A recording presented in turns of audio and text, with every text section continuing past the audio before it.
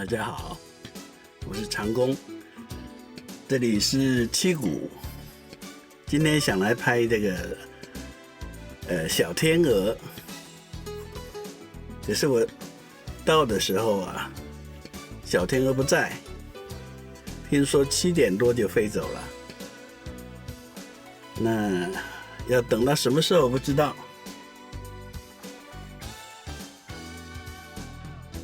第二天我下午到，听说昨天下午2点小天鹅飞回来，因此我偷了个懒，下午才来。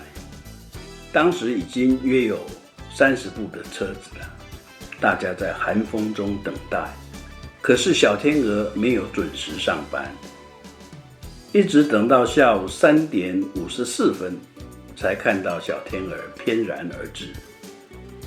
不是从61线快速路方向，而是从南面过来。可能是太多车子了，他们停到隔壁池，所以从这边看不到，怎么办呢？照说应该等一下，看看情况。但一些鸟友急了，马上下去。虽然是慢慢的靠近，但很快的小天鹅就飞了。今天不算共估，起码看到了。隔天我起了个大早，6点58分就到达了现场。当时小天鹅已经在池子里觅食。有人会觉得很奇怪，鱼塭那么多，为什么他们一定要来这个鱼塭呢？因为这个鱼塭有他们想吃的水草。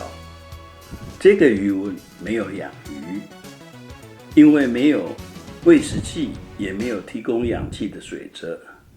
没有养鱼呢，就比较容易长水草。那鱼塭的主人也不会经常来，所以这里对他们来说是5星级的餐厅。每天早晚在这里觅食，吃饱了就到处去走走休息，真是惬意啊！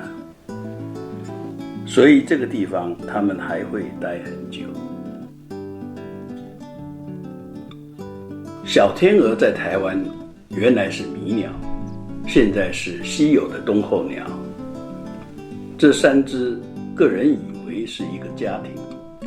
拍摄过程中，我怕漏掉精彩的画面，所以拍摄的时间很长。我仔细看了这些影片，看他们的互动关系，有2只是经常在一起，另一只则常自己游开。从行为上来看，我认为这2只是一对。有胡子的这只是公的，对不起，它们没有胡子，只是这样形容最简单明了。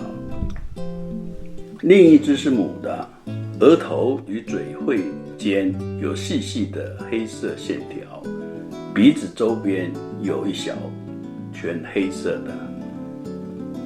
这只脸上最干净的应该是亚成鸟，它们的小孩。额头上还残留一些淡淡的灰褐色，总喜欢单独游开。有一次还被妈妈啄了一下屁股。我想应该不会有小孩去啄爸妈的屁股吧。还有在警戒时还时常低头吃东西。这只是我个人的观察与推测，如果说错了请指正。过去我也拍过好几次小天鹅。2011年曾文溪口黑面琵鹭主栖地来了7只小天鹅，大部分是亚成鸟或幼鸟。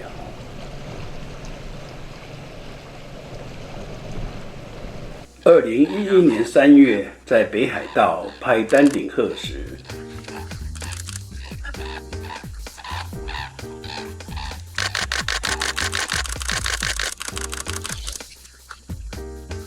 飞来一群小天鹅。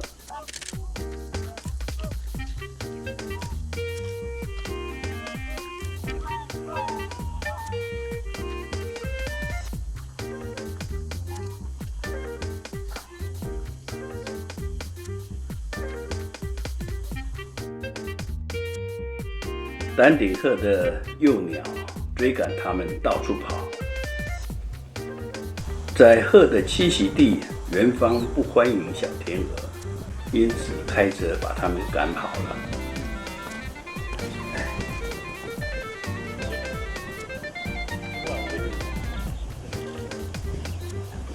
2012年4月，在内蒙的一个水库拍了一群小天鹅，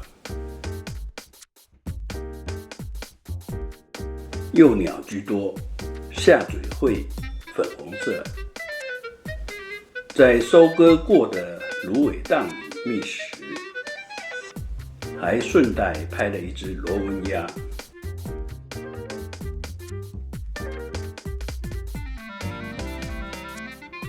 回到七股的现场，炮阵浩大，车子排了一长串，随时有人离开，有人进来。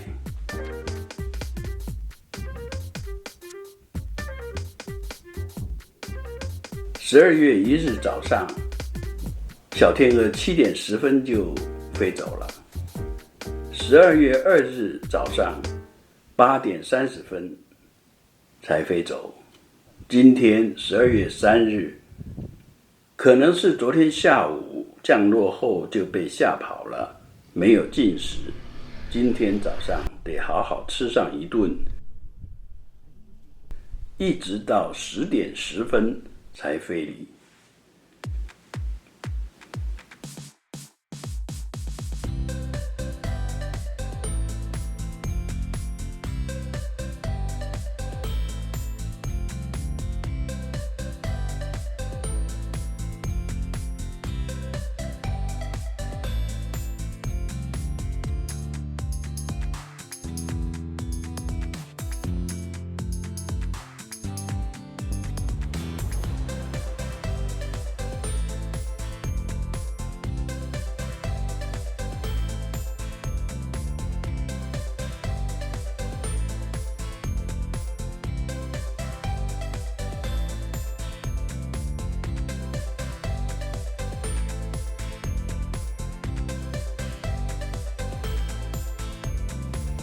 谢谢您的观赏，欢迎您订阅，谢谢，下次再见。